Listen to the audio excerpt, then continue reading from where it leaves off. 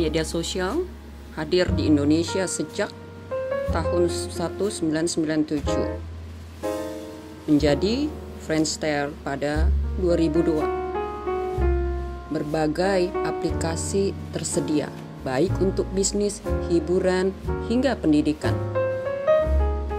Media sosial telah menjadi bagian integral yang tidak dapat dihindari dari kehidupan kita, hingga seperti jantung.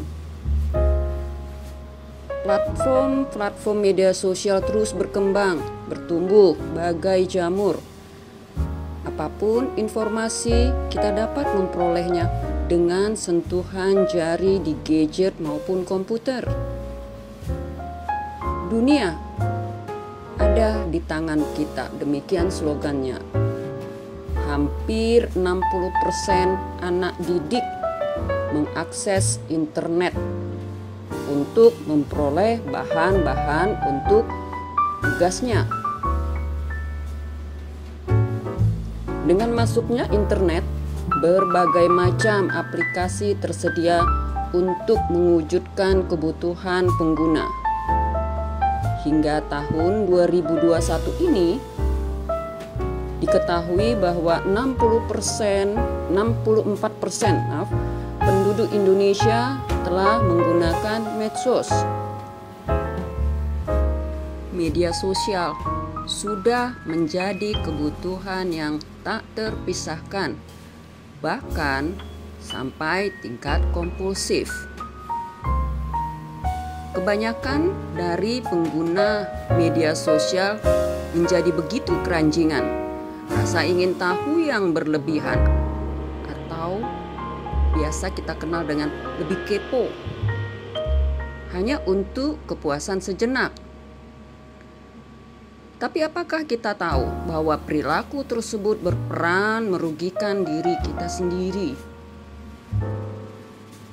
Televisi, koran, telepon hingga telegram mulai ditinggalkan. Media sosial telah hadir menggantikannya. Orang menjadi sangat mudah berinteraksi dimanapun, kapan saja. Apa sebetulnya dampak media sosial dalam kehidupan bermasyarakat saat ini? Tentu ada hal yang positif dan ada juga dampak negatifnya. Berkomunikasi lebih mudah tanpa dibatasi ruang dan waktu. Mulai dari kegiatan rapat secara daring dari berbagai tempat di belahan dunia, ngobrol sepuasnya tanpa harus bertemu secara fisik. Demikian juga halnya dalam transaksi bisnis, lebih mudah dan cepat. Kita bisa melakukan transaksi menjual maupun membeli tanpa harus bertatap mata. Kita bisa memilih cara menjual maupun membeli. Semakin banyak pilihan yang semakin mendorong kita untuk berbelanja dan berbelanja karena kemudahannya. Dengan media sosial, berita dapat tersampaikan lebih cepat, bahkan secara langsung di lokasi peristiwa, di saat yang sama, di belahan dunia manapun.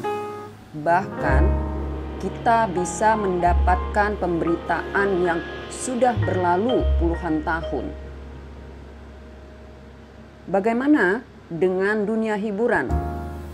Mungkin kita tidak lagi membutuhkan kaset video, novel, atau bahkan pergi ke bioskop atau PlayStation. Di genggaman, kita bisa memperoleh apapun dengan benda kecil, gadget, handphone.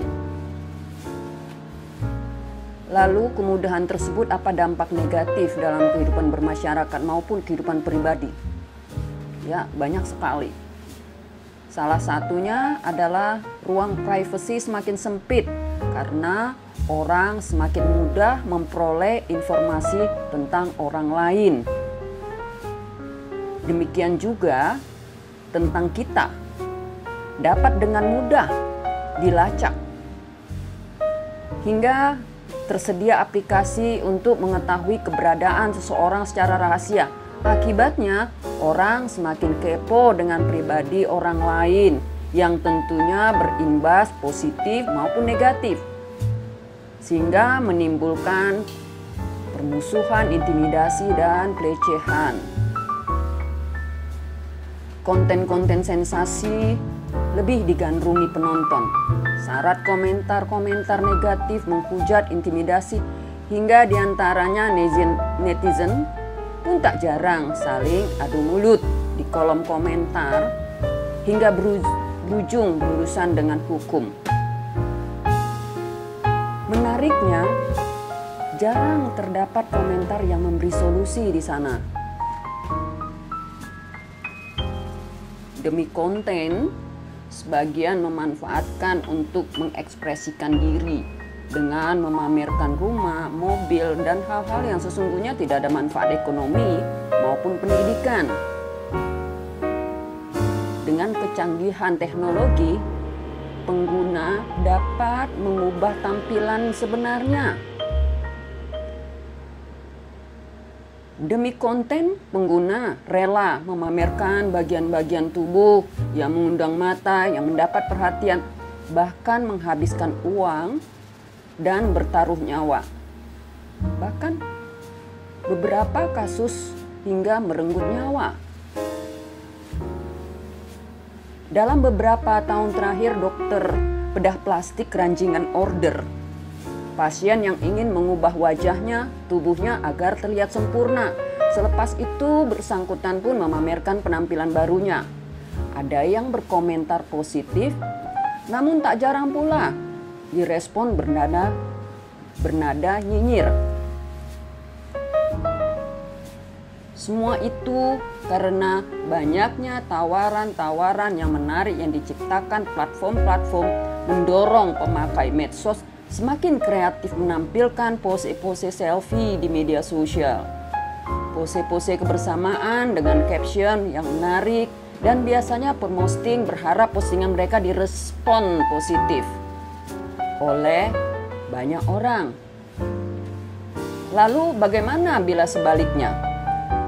Biasanya mereka akan kecewa, depresi karena merasa kurang dihargai.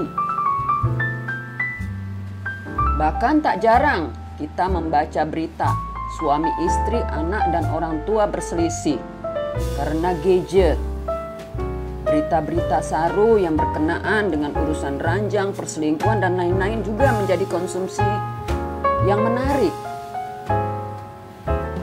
Dan yang tak kalah dahsyatnya, situs-situs kencan, situs porno kerap memakan korban. Tapi tetap saja digandrungi netizen. Karena konsumennya banyak, sekalipun anggotanya biasanya dipungut bayaran untuk mengakses.